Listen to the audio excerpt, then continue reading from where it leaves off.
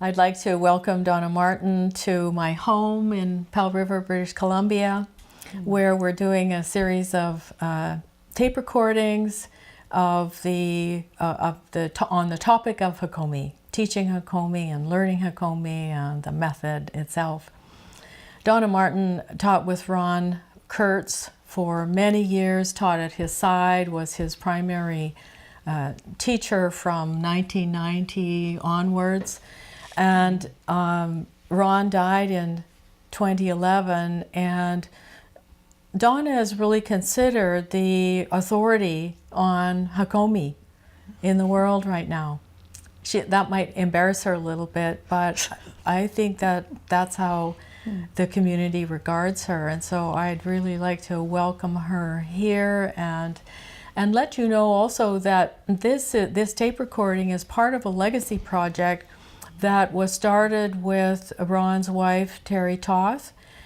She has been collating and collecting and refining Ron's material so that it will be a part of his legacy. It will be archived and will be available for teachers of the method, for trainers, for students of the method, and eventually for academic researchers. So this is an attempt to have Donna speak directly to you about her understanding of Hakomi. Welcome, Donna. Thank you, Georgia. It is embarrassing to be considered the authority, but I know that after working with Ron so closely and for so many years, that pretty much all the trainers and teachers in our HEN organization, our Hakomi Education Network, were taught by me. So I am the senior teacher that's left, so I acknowledge that. And I'm so grateful for you as being one of the other authorities, one of the other legacy holders, and for organizing all of what you organize, but especially this legacy project feels really important. So I'm so grateful to you for being so committed to the method and such a wonderful teacher, and I certainly wouldn't be able to do it without you. Thank goodness for you teaching people in the world. So Georgia Marvin is an international trainer now as I slowly retire. She's teaching in Mexico, Japan, Norway, Ireland, all over North America and the rest of, Buenos Aires, teaching digitally as well as in person. And I think the style of teaching that we both have is an important way of helping to pass on what we learned from Ron Kurtz and the legacy of Hakomi. So thank you.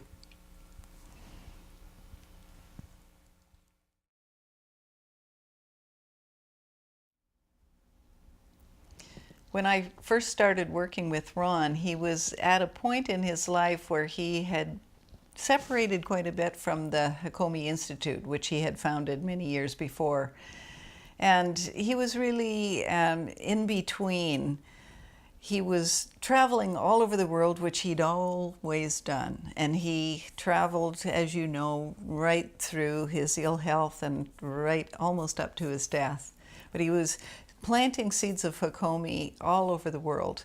And people were coming to him in Ashland, Oregon from all over the world also. People would come and then they would take the method back and either do it personally themselves, or they would sometimes start a training in their home and invite Ron or me to come and teach.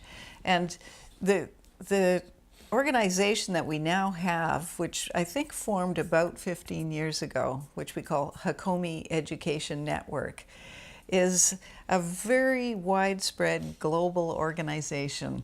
It's just exciting for us that we've got the seeds planted and the plants are growing in places like Taiwan and China, in Japan. As you mentioned, Japan is having their 20-year reunion this year of Hakomi. In England and Ireland, in Europe, all over Europe, in Israel, all over North America. And these were seeds that were planted by Ron either through his travels or by people coming to work with him in Ashland. Yes, I'd like to give just some acknowledgement to what it takes to continue to hold the training intact. So we have a trainer in Japan, Masaji Takano, who has been the sort of center point for that, and they are celebrating their 20th anniversary this year. And one of his hopes is that he will take Ron's handbook and translate it into Japanese. Wow. Good. We have people working in Taiwan, and Rob and Chayu are working in Beijing, in China, in Hong Kong, and taking groups to Thailand. We have a group, you know the history better than I do, in Argentina, Donna. There was Ron went to a conference and did a workshop in Argentina, and there's a group of at least 5 people from Buenos Aires that for 20 years have been totally committed to practicing and learning the method, and they continue to come even with a lot of challenges in their home life to come and study Hakomi, and it's wonderful that you're working with them now by Skype and Zoom to actually support them to become teachers and trainers. Yes, and we had a wonderful trainer, Ginny Bennett, who lived in Sheffield, England, and died a year ago. Yeah. And Ginny was the reason that Hakomi was really anchored in the UK. Yeah. And that became a European training. So I would like to just thank Ginny publicly for all of the effort that she put in and all of the contributions. She made possible the current trainers that we have in Europe, and one of those trainers is going to Russia, and we just printed out the certificates for 3 new Russian practitioners. So you can see that the lineage is long, and the effort has been great, and it is yielding a lot of results. And it's global, with a strong history supporting what's happening now. And you and I both, Georgia, are continuing to mentor new and younger trainers all over the world who are taking the method not just in their homeland, but as you mentioned, to other countries like Russia. There's a very strong training going on in Israel, and you're starting something in Norway, and Spain is very alive and well with Hakomi. So it's pretty exciting. The Hakomi Education Network is global. I'd like to say one more thing about that. Hakomi, the Hakomi Education Network, is not a hierarchical organization. And I'd like to just tell a little story about that. And you probably remember this. We were in the Vancouver area. My husband and I lived on a float home. And Ron and Donna and a number of other people, Bob and Marcia and a few other people, gathered to have our talks about the legacy, Ron's legacy, and what did he want to do with it. And we, it's like, what do you want to call it? And as we were having these discussions, we lived right on the river, and a flock of dunlins flew by. And if any of you are birders and you don't know dunlins, they fly by the thousands, and they fly in clouds. And so this swoop of dunlins, this flock of dunlins came swooping past the window. And Ron pointed at it and said, "That's who we are." And he said, what keeps a flock flying together? So I looked it up, and indeed, mathematically, they have created 3 simple, I guess, mathematical statements that result in flocking behavior digitally. So there's 3 rules. And I think that these are probably the 3 rules of our network. Fly in the same direction as those around you. Turn as soon as your buddy turns. And don't touch wings. And I love the simplicity of that. I think that the Hakomi Education Network has this kind of intelligent, networked form about it. There is no central organization. As centralized as we get is the website. So if you go to HakomiEducationNetwork.org, that's us. And there's no office. And there are groups that are practicing that method, and teachers and trainers, and we are trying to stay together, Donna. We're a flock. And there's an amazing kind of spiritual and energetic and resonant connection that we all have together. So we can talk about the website next.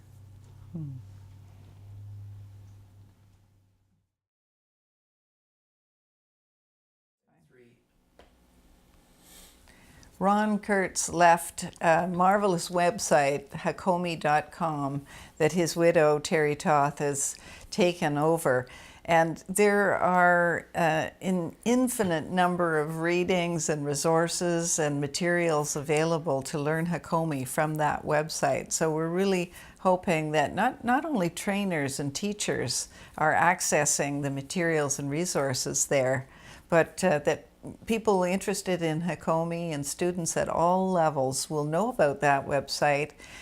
Lots on there that you can just read for free. There's materials that can be bought, and it's a huge resource, Hakomi.com. And another website I'd like to point students towards is the Hakomi, the HEN website, HakomiEducationNetwork.org. It's a website that represents the teachings worldwide. So on it, you'll find the practitioners that are registered with us. You'll find the names of teachers. You'll find the names of trainers. You will find trainings with dates. You'll see featured trainings. You'll also see gatherings, international gatherings that are featured as well, where people come from all over the world. So I encourage you to go to that site. That site is maintained through a volunteer participation, and it's really, I think it represents who we are, Donna, our worldwide diverse community. People can get a real sense of how global this is, and not just global in terms of all the places in the world, but the wide application of the work, that the way we do our trainings and the way we invite people to experience Hakomi, not just as a psychotherapy method, but as a way of relating and as a way of being. And we know that people in many of the places in the world have learned Hakomi and then taken it and integrated it with their way of working, with other methods. It's a way of practicing, and it's a way of relating. And so I think from the website, there's this wonderful sense of not only the widespread geographics of Hakomi and Hakomi Education Network, but the wide application and integration of this method in our way of being in the world. So welcome to Hakomi and welcome to our websites.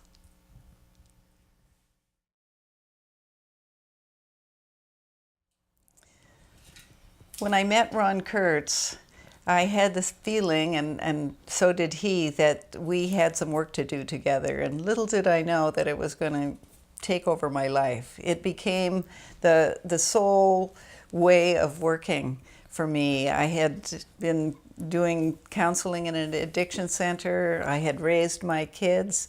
I had private clients for stress management. But Hakomi became the focus of my life. And the opportunity that I had to teach with him, to learn from him, to travel all over the world, to experience different cultures and people all over the world and learn about how much we human beings have in common, that there's more about us that's similar than different. And I've just become passionate about learning about human nature and assisting people to find a way of being in relationship that's heart-centered. Loving presence has been the main focus of even my teaching of Hakomi. And inviting people to experience this very natural and not mysterious, but very, very magical state of mind, which is loving presence, that everybody has experienced at some point in their life. And being able to cultivate that and use that, not just in our work, but in our relationships, in our way of being in the world. And I think there's something about what I've learned about Hakomi, a way of paying attention to myself and my reactions, be able to interrupt my reactions, and then be able to be more creative in my response to life, that for me has been and continues to be transformational. I remember sitting on one of my travels, sitting next to a farmer from Alberta who got chatting with me and was asking me where I was going and what I was doing. And usually I said very little, especially in Canada, about being a psychotherapist. So I told him that I was teaching a method that helped people become more aware of themselves. And he was interested, so he asked a little more. And I said, well, you know how, you have these knee-jerk reactions sometimes in relationships with people or with situations in life. They're just on automatic, and you blurt out a reaction and then you wish you hadn't done it that way, or you can imagine there could be a more creative response. At which point he's starting to write down, how do you spell Hakomi and what's your phone number? Because he could totally see how that could be relevant to him. I've described it that way on a chairlift to 3 young guys going up to snowboard in the Powder. What is it you do? And I say, well, it's this method called Hakomi, and you get more aware of yourself, and you're able to interrupt your reactions that are going to cause more problems in your relationships and do something better. And they're all writing down, how do you spell it?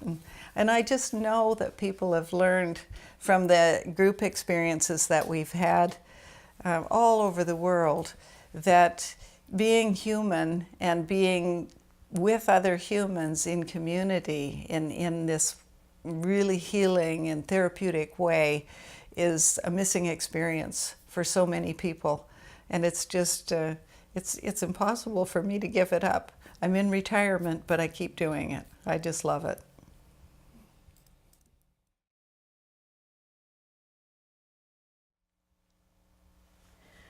So I stumbled on Hakomi by falling in love with one of its practitioners. And then I had an experience of Hakomi, and I began to love the method. And then I had an experience of the originator of the method, Ron Kurtz, and I really fell in love with the genius that he was, the ability that he had to not only create a method, but also make it teachable and learnable. And I'm a trained teacher, and so that was, for me, that's an ultimate compliment if you can actually create something new and then teach other people how to learn it. And I also intuited in Ron that he was a deeper teacher for me than just a teacher of a method. There was a way in which he carried for me the qualities of a master. He didn't put on airs. He sometimes would come kind of slouching with his baseball cap and his backpack and his shoes untied, and he'd kind of come loping into the teaching, and it's like I loved that. I loved the authenticity of it.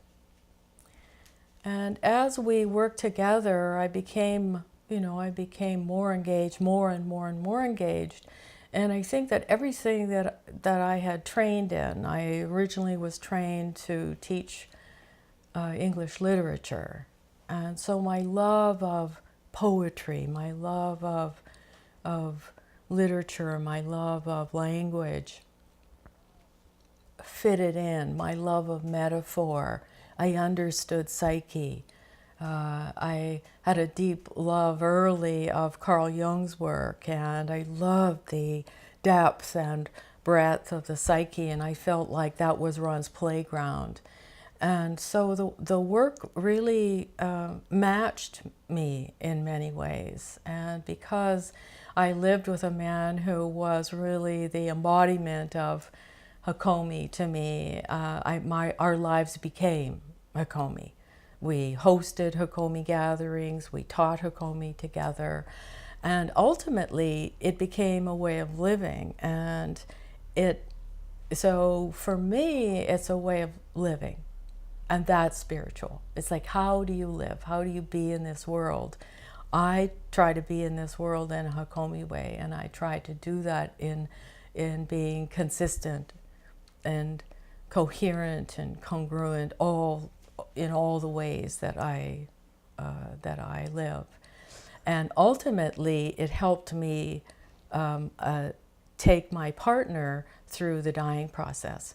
And that was the ultimate test, because the practices that we had together in Hakomi was what allowed us over the course of many, many years to die well together. And so this is a spiritual practice for me. I don't talk about it a lot when I'm teaching. I mention it and so on, but if I want people to be able to discover that for themselves. But that's what it is for me, and so I don't have a choice about it. You know, I just find myself over and over again committed over and over again to teaching this work, and particularly to helping people learn this work and to finding the next generation of teachers and trainers and practitioners. I'm in.